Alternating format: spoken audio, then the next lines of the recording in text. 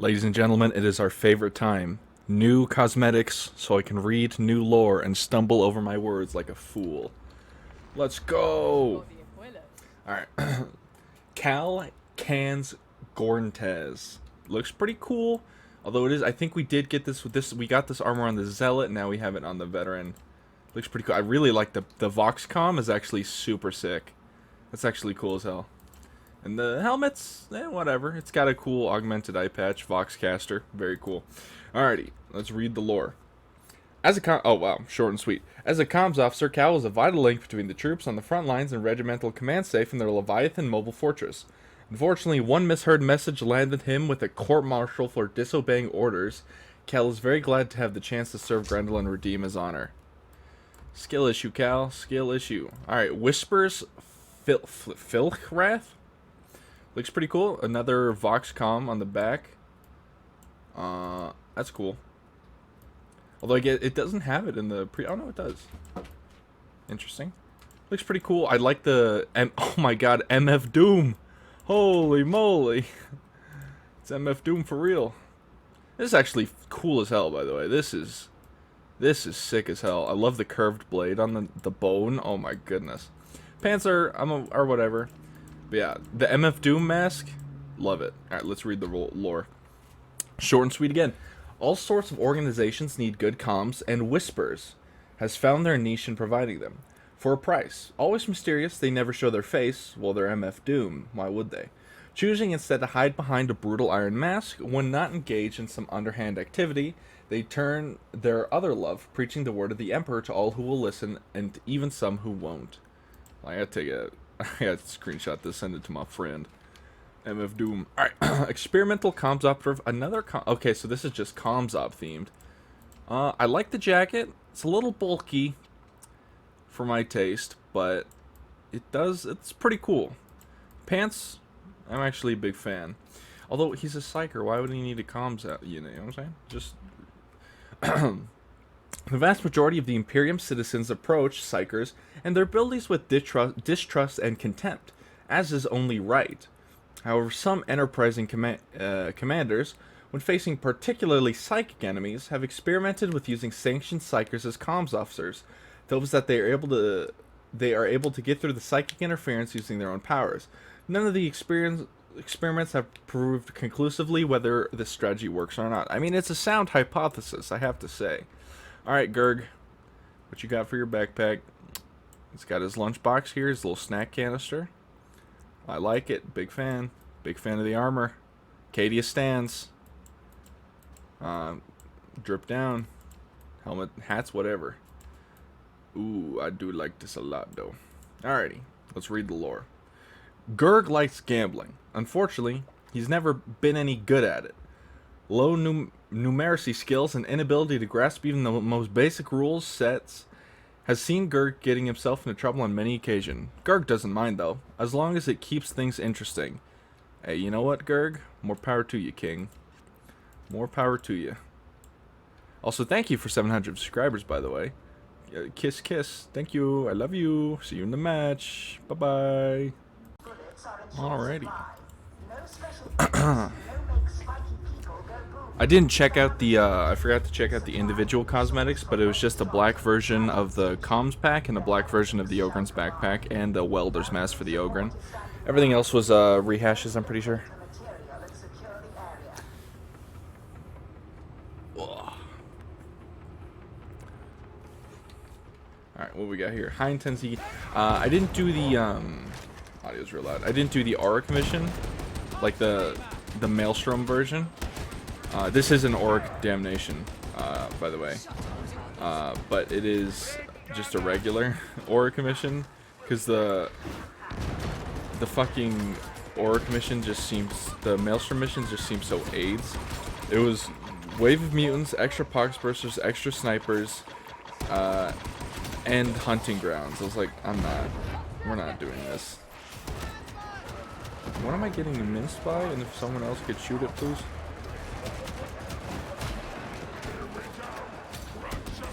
Where? Oh my god. We back up in the coherency with these three.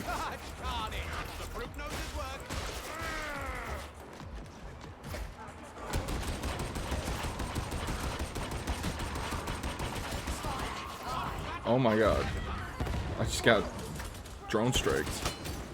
They tried to drone strike me. I almost just fell off. Uh-oh.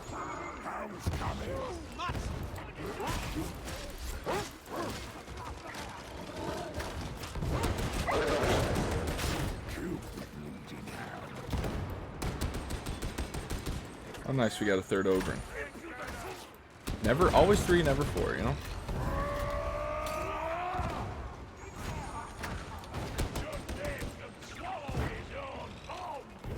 Oh my god, why am I so slow? Move.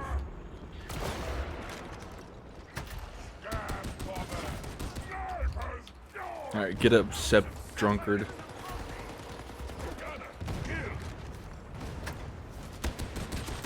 Alrighty. Yeah, so thank you guys for 700 subscribers. Holy shit, you know. Pog.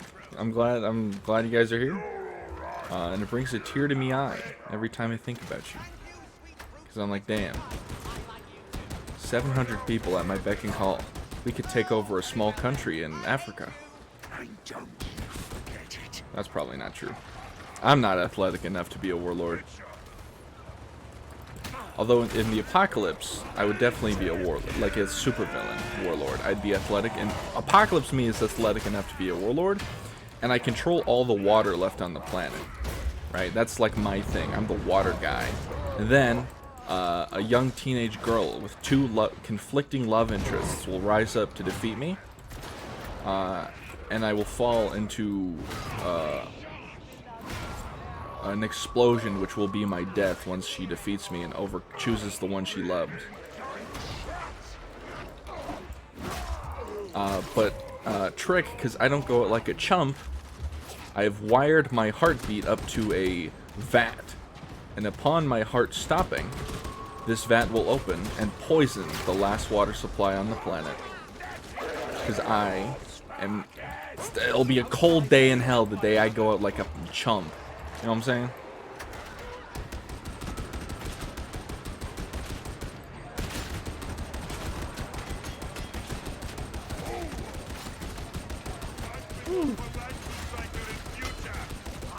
I watched Across the Spider-Verse last night. I liked it. Really good. Solid 8 out of 10 movie.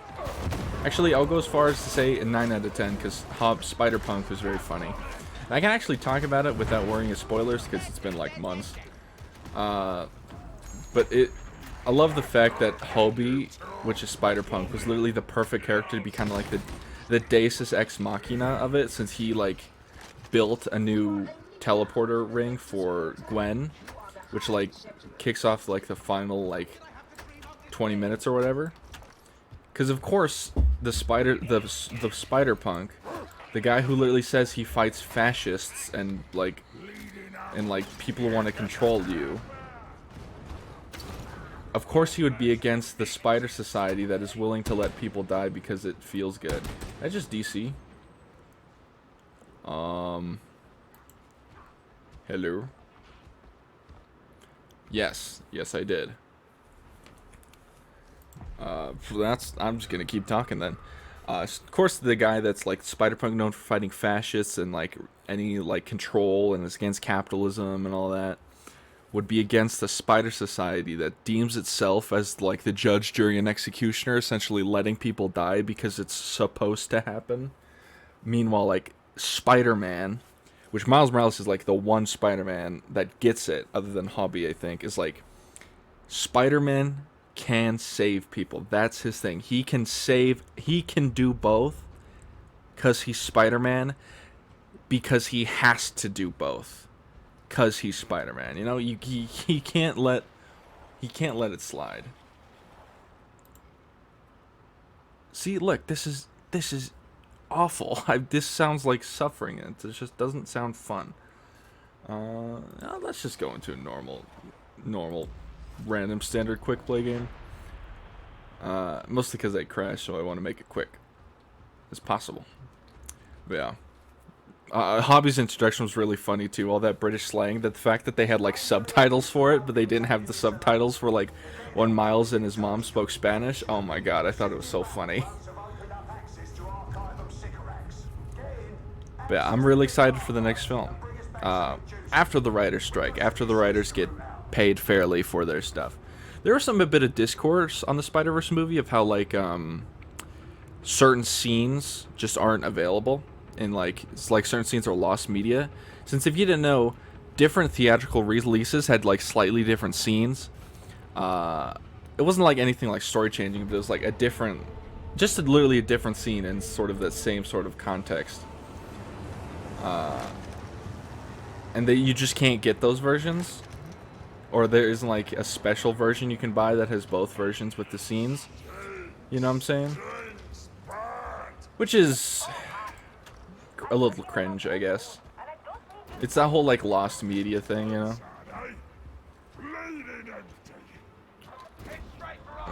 But yeah, once again, really good film. Can't wait for the third one. Really look at Prowler Miles looked cool as hell, but his design dropped by 10 points by the fact that he didn't have a cape with that big ass collar. You know what I'm saying? You cannot have a big ass collar and not have a cape or like a cloak or something that like trails behind you. It's like style 101. It's like supervillain 101, you know?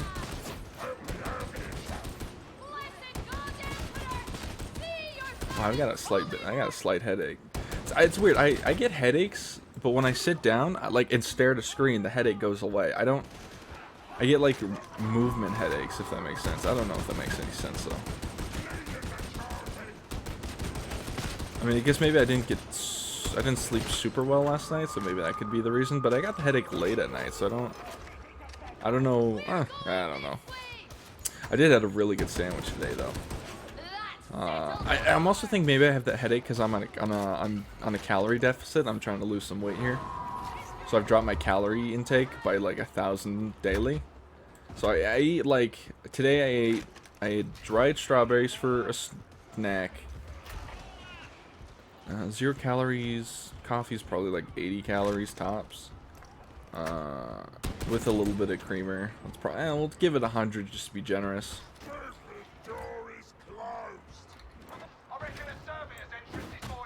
Aww.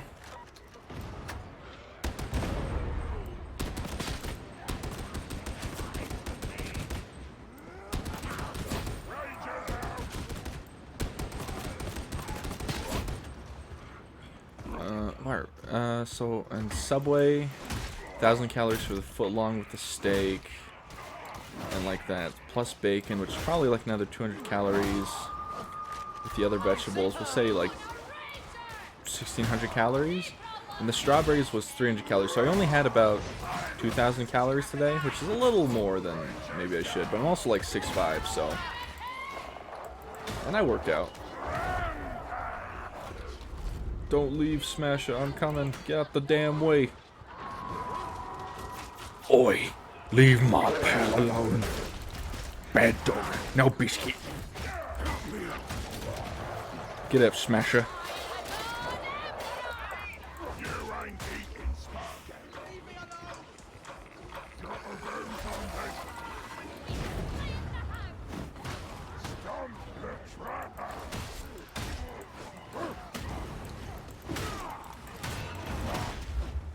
I mean, I weigh like 225. Last time I got measured, I weighed 225 pounds. But I have started going to the gym since then, since I was like, fuck, I look disgusting in the mirror. And I've lost actually a lot of that belly fat. The reason why I started going to the gym is because I was like naked after a shower. I looked at myself in the mirror, I was like, god damn, I look like Hank Hill. I'm going to the fucking gym tomorrow. And I did. And I've been going every day ever since. Almost every day. I don't go every day because I have days off and I don't want to drive. So I go 5 days a week, assuming there's no other outlying circumstances like I feel like shit or call out sick, you know? 98% of the time, I go to the gym 5 days a week.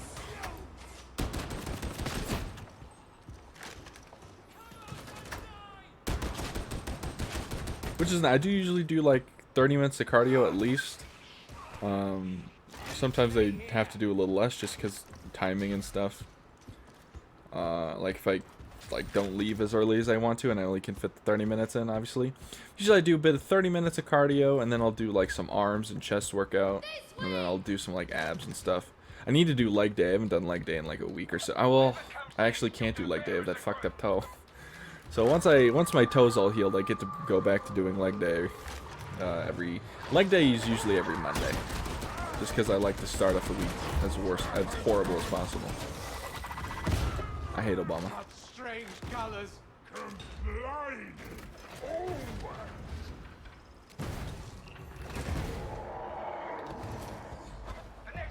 Alright. Oh, speaking of superhero films, there's when I watched a movie called Goblins, or I didn't watch it, I saw a bunch of clips from a movie called Goblins Last Stand, and you know that scene where in the old Spider-Man cartoons, like, shocker! I'll chase you to... Just imagine that, but an entire film, from what I can tell from the clips, of, like, Goblins Last Stand. It's a Spider-Man fan film. Apparently it was pretty good, according to the people who watched it. Then there was another one, which is called Superman Solar, which is a fan film, I think made by, like, conservatives or Republicans. And from the clips I've seen, I was not going to watch that movie, because holy shit. The actor playing Superman could not act for shit. Everyone else actually did pretty okay, from what I've seen, funnily enough. It was just the Superman actor that was the huge outlier. I mean, at least the suit looked cool, but apparently it was very, like, Republican conservative message, and it was like this whole thing, like, oh, Superman gets to decide what's right and wrong kind of thing. And it's like, oh, but he's staying neutral, which is inherently a right-wing perspective on things. But there was a scene that was truly atrocious. So apparently, I believe the main villain of the film is Brainiac. Which is, like, not a bad villain to have if you're making a Superman fan film, right? Brainiac's, like, a pretty easy go at it, right? You don't really have to do that. Like, you gotta paint a dude green, put him in a purple suit, put some shit on his head. Easy enough. Because a lot of other Superman villains require a lot of CGI. Although the CGI in the film wasn't actually that bad from the clips I saw. I watched a bunch of clips. I didn't watch the movie, but as the amount of clips I watched, I feel like I've got the synopsis down. But so he was like, oh, he said in this tone, I'll say it, he was like, oh, you made me bleed. I guess I'm more like the humans than I thought. You know why I brought you out here? And Brainiac's like, why? What are you babbling about? Rah. It's like, I brought you out here where no one is. This is the exact tone of the Superman, by the way. Just imagine the voice, just like higher pitched. The guy had a pretty high voice. I don't know if it was a high voice, but I guess high voices works. It's like, and then he shoots like giant lasers out of his eyes, which is like a classic Superman thing, big old eye lasers. And they zoom out to like the world, and they're in like a desert, and like from what I can tell, seems like Utah, maybe Arizona. I'm getting drone striked out here. And he shoots his lasers out, and it zooms out to space. The lasers one shoot up when he shot them horizontally. So it shoots straight up from the middle of the Amazon rainforest, notorious for its desert, I guess, by the way. It's a little oversight there. And it just felt very bad. Very silly. Very silly film. But I respect them for making it, right? That's putting yourself out there to be judged like that, you know? If I don't agree with the messaging of Superman, I can at least respect them putting the effort in, right? Although I think they should have had a better actor for Superman, since everyone else was a half-decent actor. The Lois Lane wasn't written very well, but she like delivered her lines pretty well. Brainiac actually delivered his lines really well. I mean, I've only saw a few clips with the Brainiac, but you know, maybe it was real bad. In the clips I saw, it seemed pretty good. Oh, there was another Spider-Man fan film from people who quote-unquote knew how to write Spider-Man better. It was called Spider-Man Lotus, I believe. Spider-Man used civilians as a human shield to fight a supervillain. So that's incorrect, first of all. Spider-Man would not do that. Spider-Man would not do that. Oh, To hop back on Spider-Verse, dude, the web slinging scenes in that film. Oh my god, they were so fucking good, man. It was like, oh, leave him alone. I have you, Saka. You are kind, but needed all.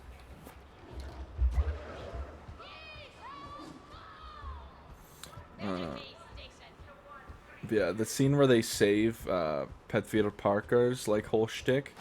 I was like, oh, I reached levels of climax I thought not possible. And the music, once again, was really great, and the artistic direction with like Gwen's. If you don't remember, there was like a whole thing of like, oh, Gwen's trans, or at least Gwen has stories kind of like an allegory for trans people. And I was like, yeah, that sounds cool. You know, I didn't see the film, but there was like some shots I saw. But no, when that whole scene of like Gwen like explaining that she's like Spider-Woman for a reason, literally she turned pink and blue. The whole room was like pink and blue and white. I know that's like Spider-Man Gwen's colors, but like also, come on. They didn't have to do it the way they did it. If that was, they didn't have to do that way. Now, do I think Spider-Gwen's trans? No, but I think it's a very relatable story for trans people. Like, I wear this because this is me. This is how I do things. This is what you get. So, very cool. Also, Spider-Man Noir is going to be in the next film. I can't wait for him to meet Spider-Punk and talk about how they kill fascists. Spider-Man Noir fights Nazis. Spider-Punk fights fascists. Same thing. So weak. Who do you think you're talking to? You're talking to Bulk. I demand someone ceases this action.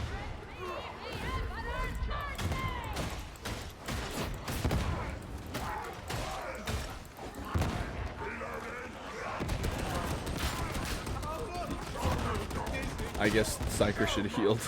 Lol. It's all good.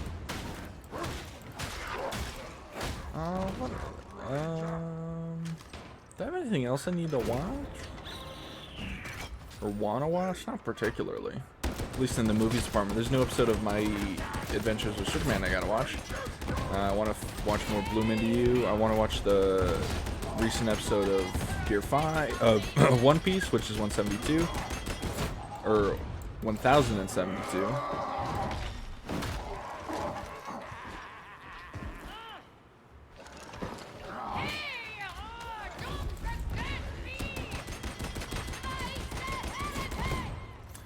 Ain't no one was forgetting you, girl.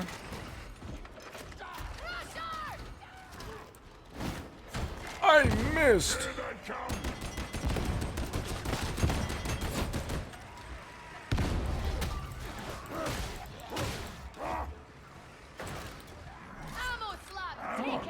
I'll take that all day of the week.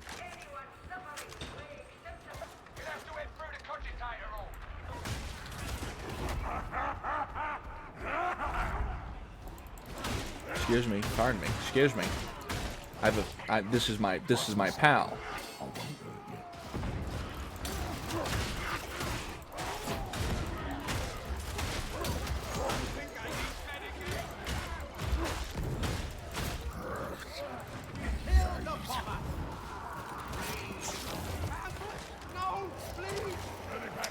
I don't think the Psyker should have took that, but whatever.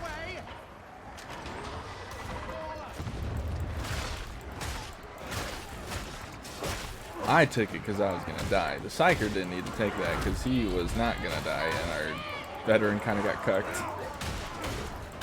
So I should have let the Psyker on the ground to die.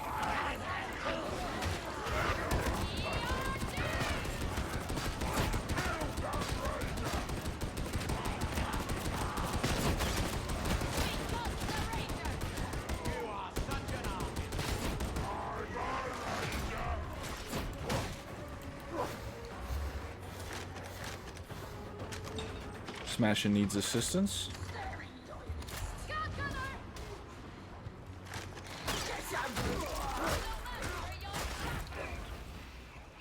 Smash has been on his own this whole match, and honestly, I respect it. Oh, that's not good.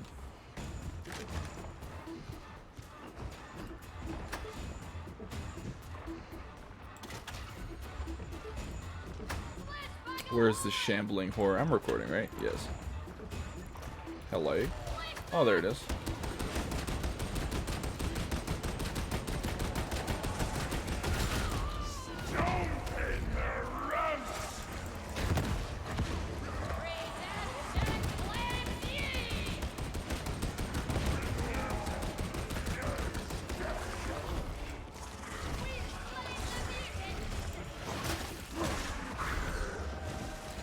I got a longer range than I thought, or this guy's hitbox is huge. That's also a possibility.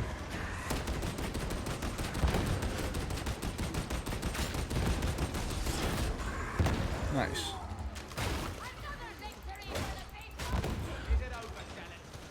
Oh, so in the Throne of Fire book I'm reading called Martyr's Throne, it got to the point where the Death Guard are on the planet now. There's the whole thing. There's a scene with the Titans that just felt really bad. You know, I guess, you know, when the best Titan scene is in the book Hell's Reach. Now there could be a better one, but Hell's Reach had really good Titan scenes. Just this Titan scene felt really bad. Like Warhound Titans got instantly killed by some like Nurgle Titans, but not even like, oh, they got blasted, right? Which even then they wouldn't get insta killed, right? Because they have fucking shields and all that, void shields and shit. They got picked up by the Titans, like the Warlord Nurgle Titans ran them down and ate them. Like, they never said if they were like demons or if they were Titans. And so I genuinely don't know. And then like the Warlord Titan, like they killed, like the Nurgle, I assume Titan was fighting the Warlord Titan. And like the Warlord Titan supposedly fired a point blank laser into it, but it never said if that Titan or demon died. And then it's just like, I don't know. It was bad. It was bad. The rest of the book's great. It's just that Titan scene was not great. It's weird because Dawn of Fire had a good Titan scene in book. Maybe it wasn't Dawn of Fire. It was in Plague War. Had a really cool Titan scene of fighting Plague Titans. So I don't know why this one was so lackluster. It's a shame. Because the characters, the Princeps were is really cool. It's just that Titan scene sucked doo-doo. Like the Warlord Titans died really easily. And the Warhound Titans died really easily, and so did the Warlord.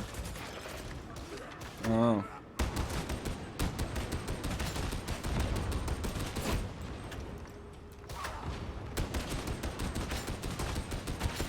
You know, at least it wasn't a custodian this time, because there's a custodian in this book, and I'm just waiting for him to get murdered by some fucking Death Guard dude. It's like, oh no. I believe his name is like, what is his name? August?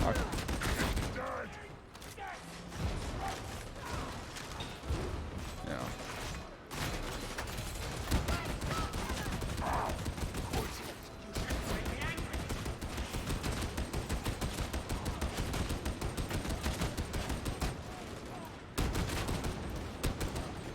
Crouching behind my fellow Ogryn. I wonder if there's a straight up just Titan focused book. Surely there is. Dan Amnett probably would do one.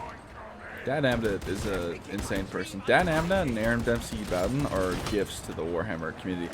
Oh, also there's that new two new Caiaphas Cain books out on Audible right now. Hell yeah. Well, one's like a bunch of short stories, and one is like the 11th book out of like the 20 million Caiaphas Cain books there are. So that's always fun. Love me some Caiaphas Cain. They're always just nice to listen. You know, they're not like... They're fun. They're fun to listen to, and that's the biggest appeal to them. To the Caiaphas Cain books, is that they're fun, and Jurgen's cool, and Caiaphas Cain does some cool shit too. The Caiaphas Cain is a beast. Even if it's kind of like... I wouldn't say it's a watered down Warhammer, but it's a more like digestible Warhammer for like casual fans, I think. Although at the same time, Caiaphas Cain talks about a lot of stuff that like a casual fan probably wouldn't be privy to. So, or like it's definitely not a good. Caiaphas Cain is not a good starter into the series, I'd say a good starter into the series is Gaunt's Ghost. Just because Caiaphas Cain, in the first book, he talks about like Tau and rogue traders, planets, the Damocles Gulf, you know, shit like that. So it's like, you would not know that stuff as a starter, and it'd be kind of hard to pick up on, versus Gaunt's Ghost, which is straight up just military, like, essentially World War II books, you know? And I love him for it.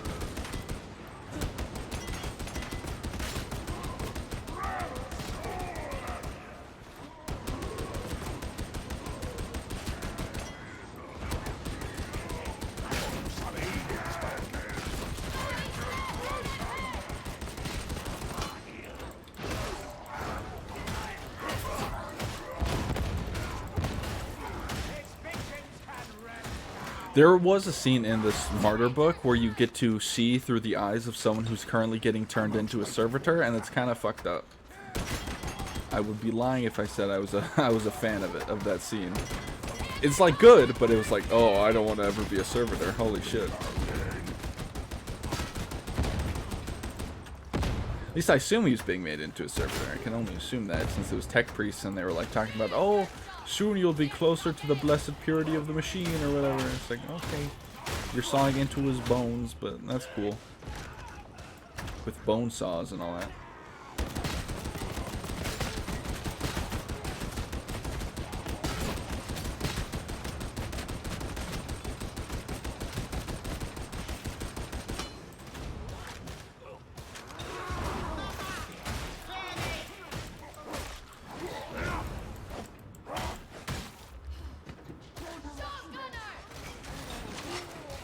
That's a lot of enemies.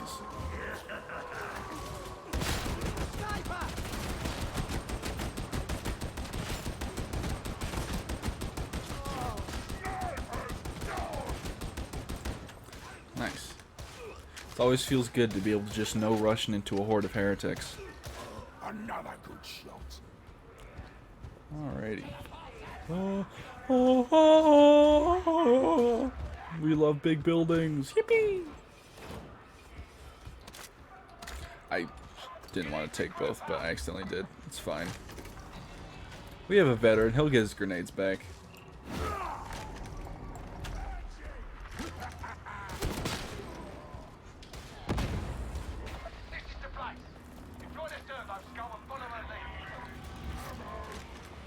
God, it's so much. I forgot how easy Damnation is compared to the Orc missions. The Orc missions are absolutely, especially the Maelstrom one. This is Maelstrom. No, it's just Damnation. The Orc Maelstrom missions are, oof, ouchie painfuls. Especially like stuff like Wave of Mutants, or, you know, or all like the, when it's a bunch of monstrosities, it's like, oof. Definitely winnable, but you need a bit more like team cohesion for sure.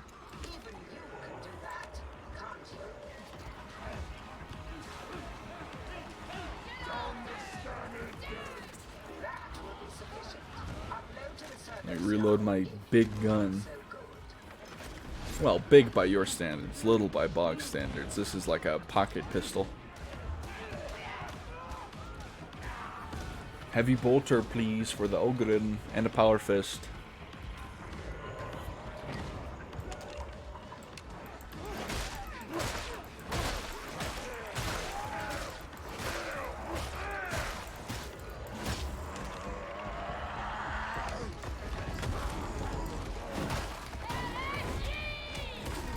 Wow, I was really hoping I'd be able to spread the needle there on that.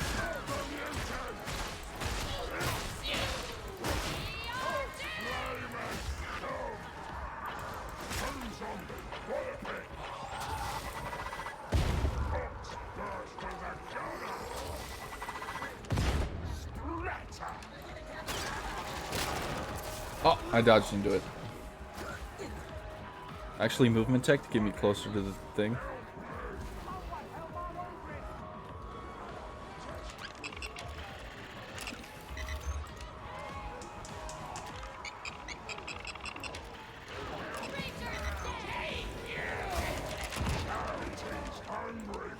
Tried to scan the flamer, it didn't work.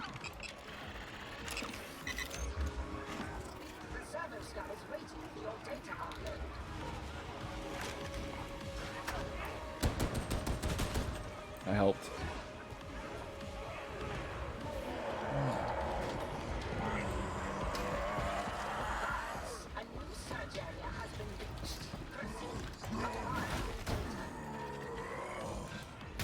Bitch. Fanatics out of control.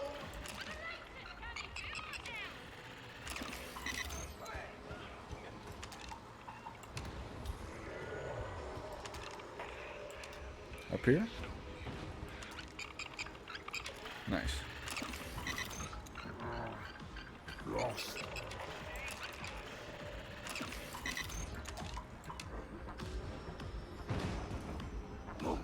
Must be over here.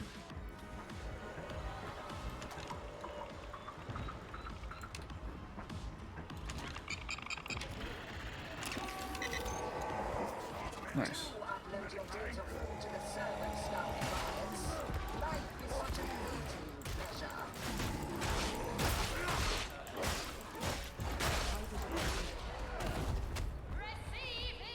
Go, little boy. Do your job. Look at him. Look at him go. I can't read.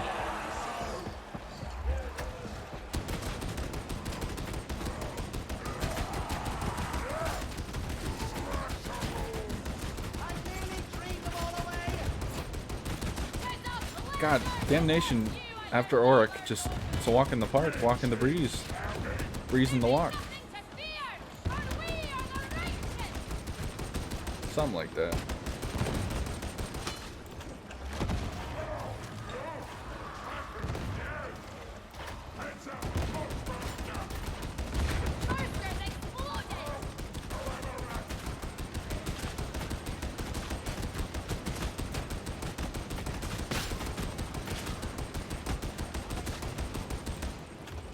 Yeah, I hate to behoove you, but could you go a little faster, my boy?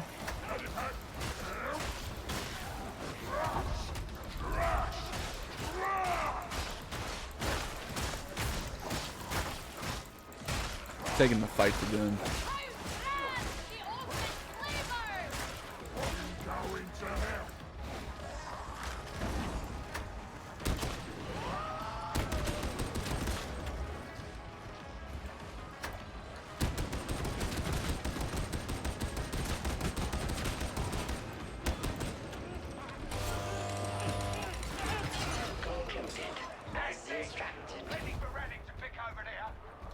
Do you know?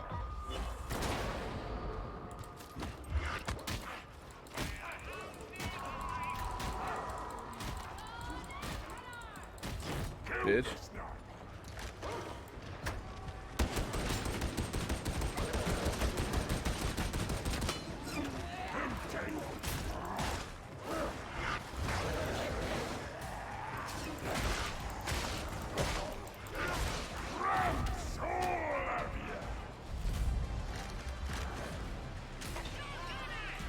Nice.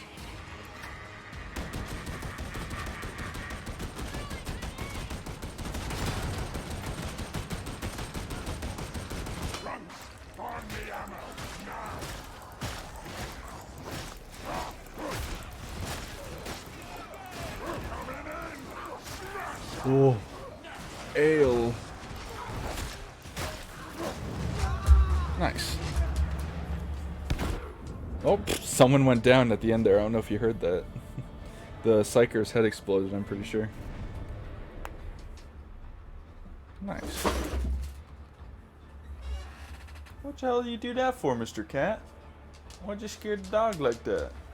You leave her alone, mister. Hi, did Mr. Civic scare you? That's okay, he's evil. He's an evil kitty.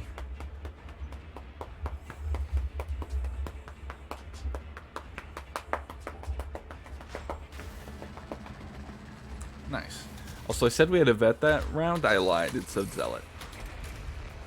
Alrighty. Well, if you made it this far in the video, thank you for watching. Like and subscribe. And thank you for 700 subscribers once again. And if you're new to the channel and made it this far in the video, like and subscribe or don't. I'm not your mother. But you better brush your teeth. Now have a good one.